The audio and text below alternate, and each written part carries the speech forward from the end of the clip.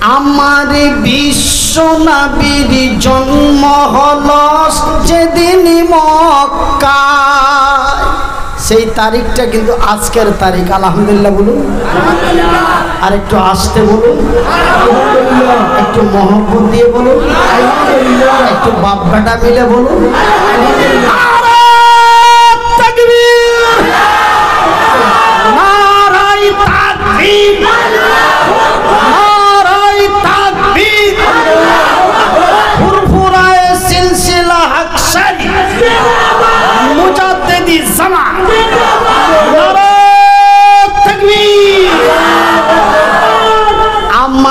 বিশ্ব নবীর জন্ম হলো যেদিন মক্কায়,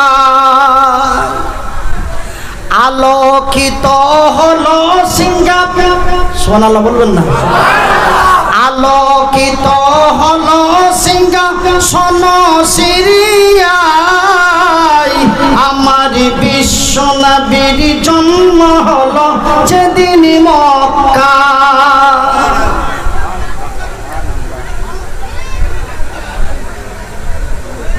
আপনি বা আমি কোনো ব্যক্তি যদি তার কানে একটা নতুন খবর যায় যে আর জানো গো, বলে কি হয়েছে, বলে যে কি আপনার নাতি হয়েছে, এই খবরটা কার কাছে পৌঁছালো? কার কাছে?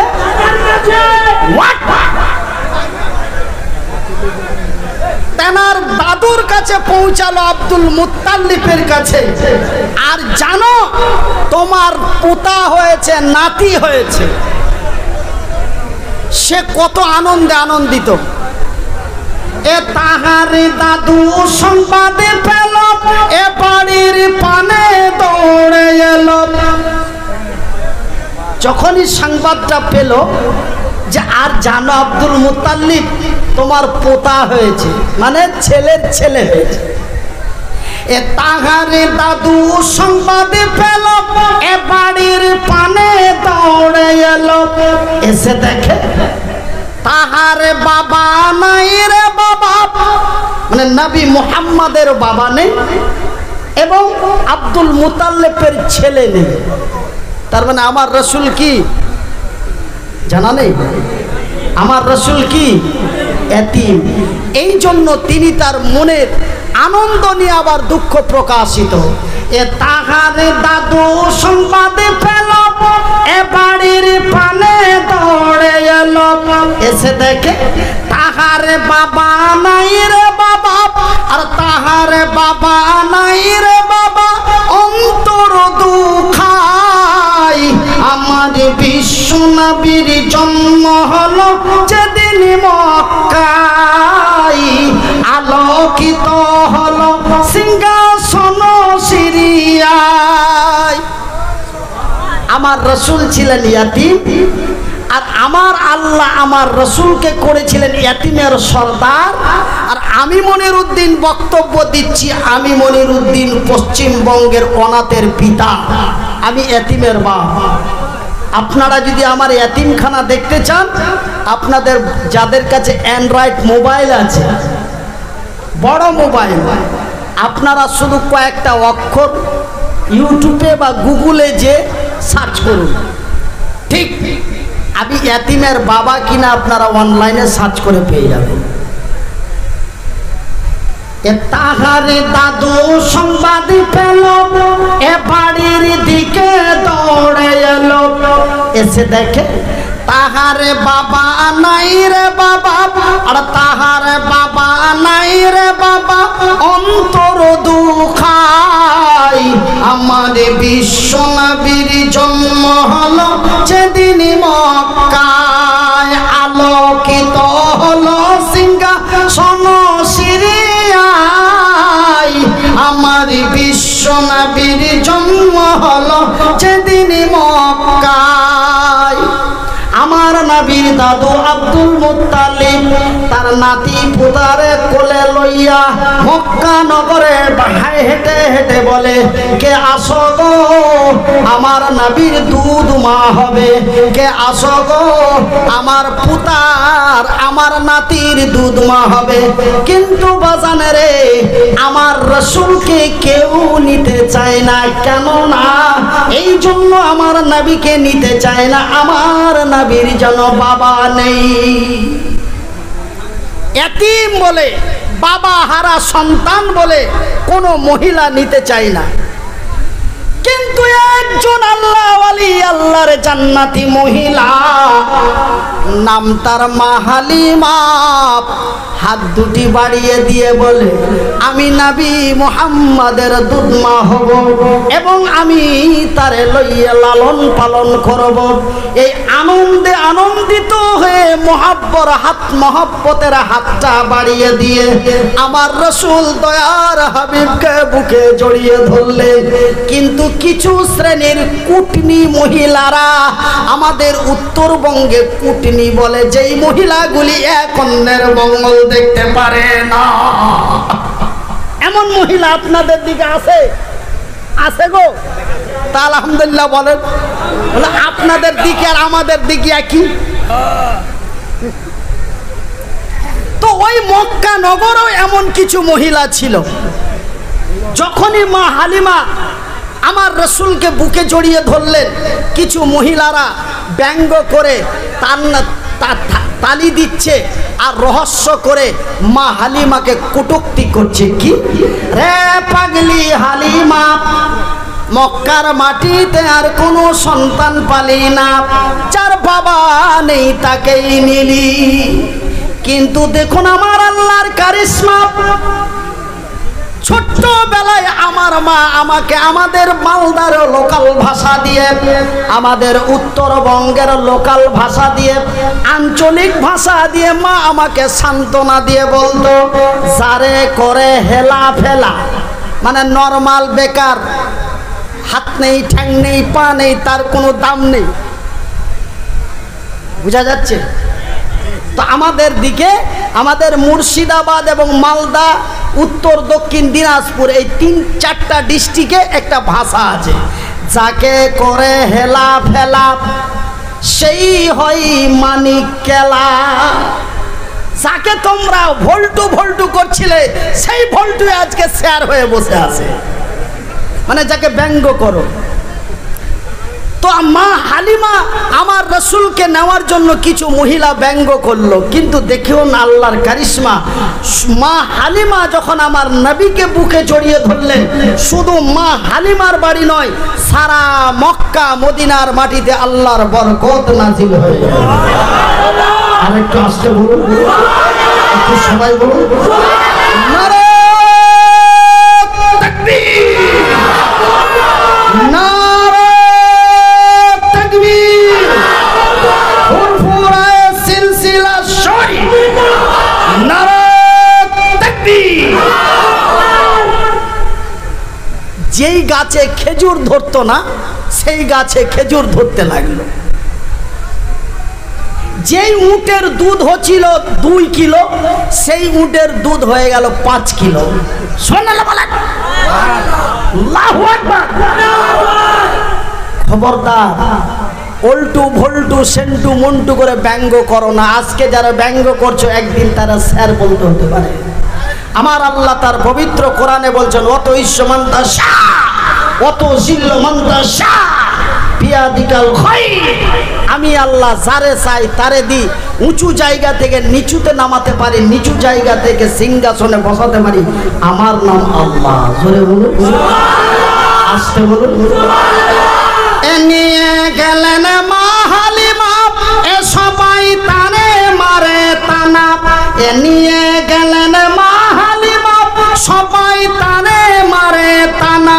বকরি উটের দুধে বরকত ছড়ায়, আমার বিশ্ব নবীর জন্ম হলো যেদিন মক্কায়, আলোকিত হলো সিংহাসন সিরিয়ায়। তিনি হবেন বিশ্বের নবী, এটাই হলো তিনার খুবই।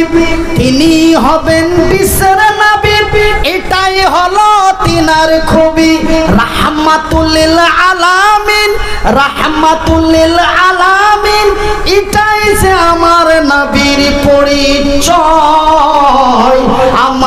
বিশ্ব নবীর জন্ম হলো যেদিন মক্কায়, আলোকিত হলো সিংহাসন সিরিয়া। সম্মানিত আজকের সভাপতি, আগত উলামায়ে ইকরাম, সম্মানিত অতিথি বৃন্দ, অত্র এলাকা থেকে ছুটে আসা ইসলাম দরদি ভাই এবং বন্ধুরা, বয়োজ্যেষ্ঠ বয়সপ্রাপ্ত বাপ এবং চাচারা, স্নেহের কচি কচি ছেলেরা, পর্দায় বসে থাকা মা ও বোনেরা, প্রশংসা ওই মহান আল্লাহ যেই মহান রব্বুল আলামিনের অশেষ কৃপায় আমরা এমনই উত্তপ্ত ভাদ্র মাসের আশ্বিন মাসের এই উত্তপ্ত গরমে সারা দিন কাজকর্ম করে নবীর জন্ম দিবস উপলক্ষে আমরা জুলুস করে ব্যস্ততার মধ্যে দিয়েও আমরা নিজেকে অসুস্থ ক্লান্ত বোধ মনে না করে আমরা পুনরায় এমনই এক দিনই মজলিসে বসে আল্লাহ ও তার রসুলের বিধি বিধানের কথা শুনছি। তাই একবার মহাব্বতের ভালোবাসা দিয়ে আমার আল্লাহ রব্বুল আলামিনের শুকরিয়া আদায় করে বলি আলহামদুলিল্লাহ। আর একটু আস্তে করে বলি আলহামদুলিল্লাহ। তারপরে পরে আমাদের ধর্মের গুরু, ধর্মের নেতা, দো জাহানের নবী, নবীদের নবী, নবী কুলের নবী, সৃষ্টি জগতের নবী, নবীদের নবী, নবী মুহাম্মদুর রাসূলুল্লাহ সাল্লাল্লাহু আলাইহি ওয়াসাল্লাম। আমার ভাইয়েরা, আমার সোনার চানেরা, আপনাদের যে এটা মসজিদ তো নাকি, এই মসজিদের যিনি ইমাম সাহেব, আল্লাহ রাব্বুল আলামিনের রাসূল বলেছেন যে আমার পরে কোনো নবী আসবে না। কেউ যদি নবী বলে দাবি করে সে মিথ্যে বলে দাবি করবে। তোমরা কখনো তাকে নবী বলে মেনে নিতে পারো না। আর যদি তোমরা তাকে নবী বলে মেনে নিতে যাও তবে তোমরা নাস্তিক মুরতাদ হয়ে যাবে। তবে আমি হলাম শেষ নবী, আমার পরে আর কোনো নবী আসবে না।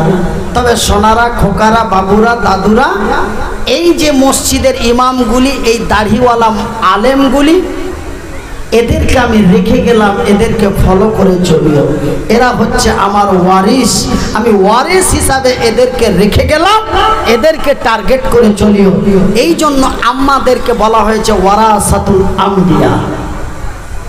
সেহেতু ইমাম সাহেব রুমে গেলেন, আমার সাথে অনেক আলোচনা করলেন। তারপরে এখানে এসে উনি কানে কানে বললেন যে ভাই, আপনাকে আমি বেশি ব্যস্ততার মধ্যে করতে চাই না। আপনি, আল্লাহ আপনাকে যতটুকু ক্ষমতা দিয়েছে আপনি সেই ক্ষমতা মোতাবেক আলোচনা করুন। শেষ মোনাজাতটা আপনাকেই করতে হবে। কেন? আপনি একজন এমনই অসহায় মুসাফির মানুষ।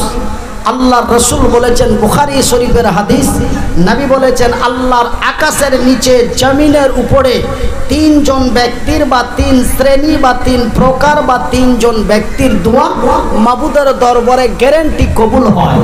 তার মধ্যে নাম্বার 1 মুসাফির, নাম্বার 2 মজলুম, নাম্বার 3 মা। তবে ভাইজান, আমি প্রায় 500 কিলোমিটার দূর থেকে এসেছি। আমি আপনাদের ঘরের ছেলে না, আমি আপনাদের ডিস্ট্রিক্টেরও না, আমি আপনাদের বঙ্গেরও না। বলে আপনি তবে কোন বঙ্গের? আমি হলাম উত্তরবঙ্গের, আপনারা দক্ষিণবঙ্গ। তবে আমি একজন মুসাফির, আমি একজন মজলুম। এই পৃথিবীতে চলতে আমার বড় কষ্ট হয়। আর পর্দার আড়ালে দেখেন কত বসে আছে, তারা হলেন আমার মা। তবে আজকে আমার নবীর জন্মদিনের তারিখে আজকে আমরা এই মতে একজন ব্যক্তিকে বা আমার মায়েদের কেমন মাহফিল পেয়েছি, আমরা শেষ মোনাজাত না করে যাব না বলে ইনশাআল্লাহ।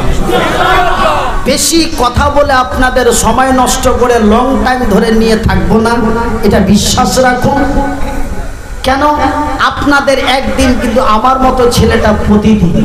আমি চাই না যে 3 থেকে 3.5 ঘন্টা মানুষ বসে থাকুক, আমি চাই যে 1.5 থেকে 2 ঘন্টার মধ্যে মানুষ যেতে থাকুক। খালি হয়ে গেলে লোক তো নেই দোয়া করে দিন, তবে আপনারা খালি হলে আমার পক্ষে সুবিধা হয়। কথা বুঝতে পারছেন তো?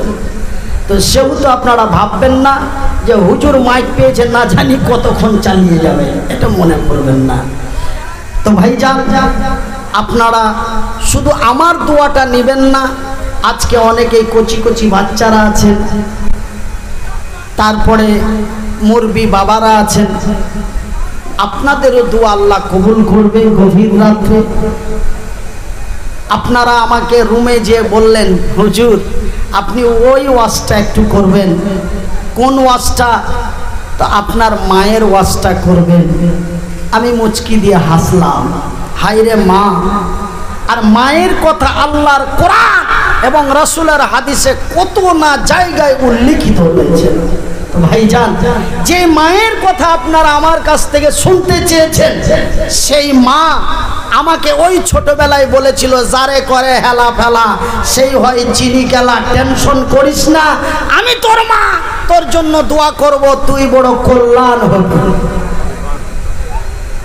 রাসূল বলেছেন মায়ের দোয়া গ্যারান্টি কবুল হয়। সেই দিন মা 12 বছর বয়সে বলেছিল, আজকে কল্যাণ কিনা আপনারা বলুন। ভাইয়ের আমার, তবে সেই মা আমাকে পৃথিবীতে রেখে নীরব কবরে ঘুমিয়ে আছে। আমার মায়ের জন্য আমি একটু আপনাদের কাছে দোয়া চাইব, এবং আমার শাশুড়ি মা, তিনিও পৃথিবী থেকে বিদায় নিয়েছেন, তারও জন্য একটু আপনাদের কাছে খাস দোয়া চাই। আমার বাবা, আমার শ্বশুর, তেনারা অনেক অসুস্থ রয়েছেন, তাদের জন্য একটু দোয়া। আত্মীয় স্বজন, ছেলে মেয়ে, বিবি, বাল বাচ্চা, সকলের জন্য আপনাদেরকে সঙ্গ লইয়া দোয়া করব। একটু ধৈর্য ধরে বসুন। আমি মাত্র 2টা সূরা থেকে ছোট্ট 2টি আয়াত পাঠ করেছি, আর আয়াত দুটিতেই প্রথমে ডাক।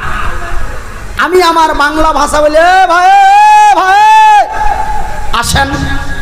এটা কার ভাষা?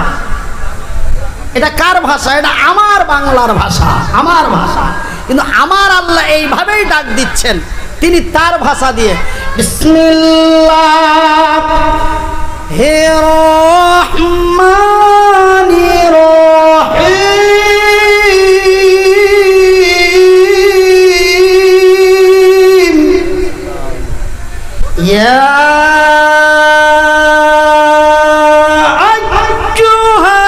আইয়ুহাল্লাযীনা আমানু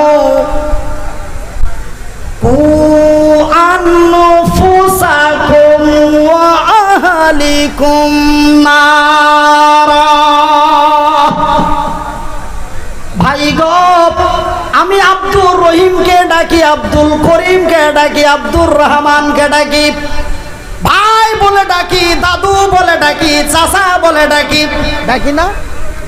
কিন্তু আমার আল্লাহ নির্ধারিত করে তাদেরকেই ডাক দিলেন। কোন সুদ করো, মদ করো, জেনা করো না, ব্যভিচারী, অত্যাচারী, অন্যায়কারী, হিন্দু, জৈন, বৌদ্ধ, খ্রিস্টান, ইহুদি, নাসারা বলে নয়, আমার আল্লাহ রাব্বুল আলামিন নির্ধারিত করে, নিষ্পাত করে ওই ব্যক্তিদের ডাকলেন। ইয়া আইয়ুহাল্লাযীনা আমানু, ঈমানওয়ালো রে বিশ্বাসী গণেরা, যারা আমাকে এক আল্লাহ লা শারীকা লাহু বলে বিশ্বাস করেছ, রে বিশ্বের বিশ্বাসী গণেরা, আমার কথাটা একটু কান দিয়ে শুনে নাও। কি কথা? তুমি বাঁচো এবং তোমার আহাল পরিবারদের বাঁচাও। কোথা থেকে বাঁচাও? নারা, ওই কঠিনময় জাহান্নামের আগুন থেকে। ভাইজান মনে ব্যথা নেবেন না, মনে কষ্ট নেবেন না, আমাকে অন্য নজরে দেখবেন না।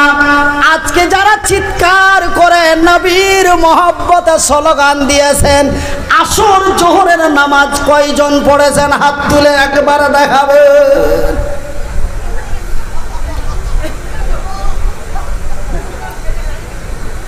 খুব নবীর মহব্বতে পাগলের মতো ছুটে ছুটে রোদ্রে তাপিয়ে ঘাম চুয়ে জামা ভিজিয়ে দিয়েছেন, কিন্তু আপনি কি জোহরের নামাজ